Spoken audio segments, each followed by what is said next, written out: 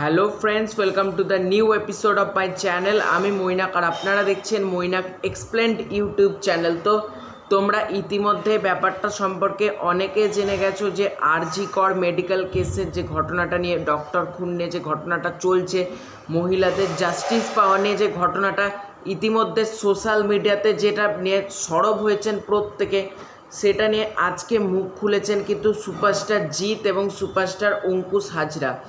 জিৎ দা পোস্ট করেছেন, অঙ্কুশ দা পোস্ট করেছেন, যে ব্যাপারটা দেখে ভালো লাগলো। তোমরা তাদের ফেসবুক বা ইনস্টাগ্রাম বা টুইটার অ্যাকাউন্ট থেকে তোমরা চাইলে সেই পোস্টটা দেখে নিতে পারো। আমি যেহেতু ভিডিওটা এডিট করছি না, বা আমার কাছে যেহেতু এক্সট্রা এখন হাতে কোনো মোবাইল ফোন নেই, তাই তো আমি তোমাদেরকে সেটা পড়ে শোনাতে পারছি না, কিন্তু আইডিয়া দিচ্ছি। মানে তোমরা তো নিজেরাই জানো যে কী পোস্ট করতে। জিৎ দা লিখেছেন যে আজকে দুপুরবেলাতেই করেছেন যে আর একদিন বাকি স্বাধীনতা দিবস আসতে, কিন্তু আজকের দিনে সত্যিই কি আমরা স্বাধীন? মহিলারা কি সত্যি আজকের দিনে স্বাধীন? এইটা নিয়ে কিন্তু পোস্ট করেছেন। এবং অঙ্কুশ দাও কিন্তু একটা সুন্দর লেখা পোস্ট করেছেন, যেটা আমি দেখলাম। এবং আজকে রাত্রিবেলাতে 11:30টার দিক করে কিন্তু এই আরজি করের ব্যাপারটা নিয়ে কিন্তু গোটা পশ্চিমবঙ্গ তোলপাড় হবে। মেয়েরা রাত দখল করো, মানে স্বাধীনতার প্রাক্কালে রাত 11:30টা থেকে কিন্তু এইটা চলবে। এবং সেটা সত্যি কথা বলতে এটার কিন্তু একটা জাস্টিস পাওয়ার দরকার ছিল। কিন্তু আমি যেটা বলবো, জিৎদা আর অঙ্কুশদা বা দেবদা, যাদেরকে বলো না কেন, এরা কত বড় মাপের যে একজন মানুষ তোমরা নিজেরাই বলো।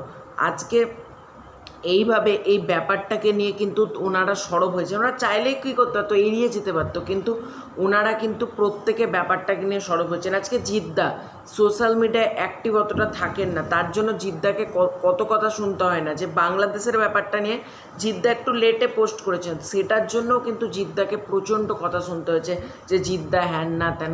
আরে মানুষটা অতটা বেশি সোশ্যাল মিডিয়ায় অ্যাক্টিভই না, মানুষটা নিজের কাজে ব্যস্ত। আজকের দিনে মানুষটা খাকি টুয়ে শুটিং চালাচ্ছে, যাতে আমাদের দর্শকদেরকে একটা এন্টারটেন করতে পারে। জিৎদা কিন্তু বসে থাকে না।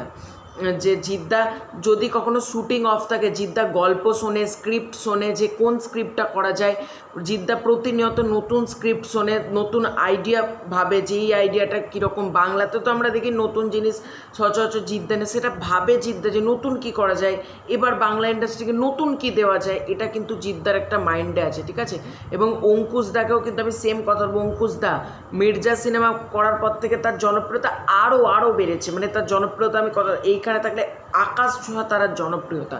মির্জা তৈরি করার, সেই মানুষটাও কিন্তু আজকে মুখ খুলেছেন যে মেয়েদের স্বাধীন মানে কি, সত্যিই তারা কি স্বাধীন, তারা সমাজে তাদের গুরুত্ব কতটা, এটা নিয়ে কিন্তু অঙ্কুশ দাও আজকে মুখ খুলেছে। এবং আরজি কর মেডিকেল হসপিটালের ঘটনাটা নিয়ে প্রত্যেক সেলিব্রিটিরা যে এভাবে মুখ খুলেছেন, তাদের কিন্তু দেখে ভালো লাগলো। এবং এটা সত্যি কথা বলতে প্রত্যেকে বিচার চাইছে, সেটা দেবদা হোক, জিৎদা হোক, অঙ্কুশ দা হোক, কি প্রসেনজিৎ স্যার হোক, প্রত্যেকে কিন্তু এটা নিয়ে মুখ খুলেছেন। এবং এটার বিচার সত্যি কথা বলতে হওয়া দরকার, কারণ আমরা জানি যে এটার কিন্তু একটা সুষ্ঠু বিচার হবে।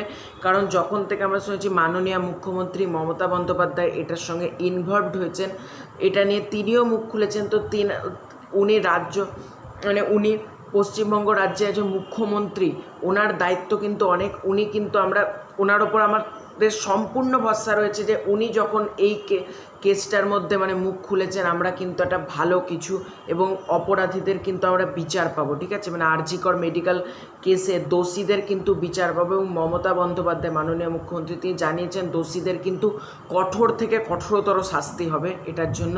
এবং আমাদের প্রত্যেকের ভরসা রয়েছে মাননীয় মুখ্যমন্ত্রীর ওপর, এবং উনি ব্যাপারটা যখন দেখছেন। এবং আজকে থেকে এই প্রতিবাদটা কিন্তু শুরু হচ্ছে, স্বাধীনতার প্রাক্কালে একটা বড় প্রতিবাদ। সত্যি আমি থামলে লিখেছেন, আমরা কি সত্যিই স্বাধীন? আমরা আজকের দিনে স্বাধীন কতটা সেটা নিয়ে ভিডিও করা, মানে ভিডিও বলা প্রচুর বড় হয়ে যায় ভিডিওর লেন্থ। তাই জন্য তোমাদেরকে প্রশ্নটা করছি, আমরা কি আর সত্যিই স্বাধীন? স্বাধীনতা দিবস বলছি, আমরা কিন্তু অত্যাচারী ব্রিটিশদের হাত থেকে স্বাধীনতা পেয়েছি, কিন্তু আমাদের ভারতবর্ষে কিন্তু এখনও প্রচুর অত্যাচারী মানুষ রয়েছেন, যারা মহিলাদেরকে কষ্ট দিচ্ছেন, শিশুদেরকে কষ্ট দিচ্ছেন। মানে সর্বোপরি আমাদের এই দেশটাকে খুব সুন্দরভাবে কিন্তু গড়ে তোলার দায়িত্ব আমাদের।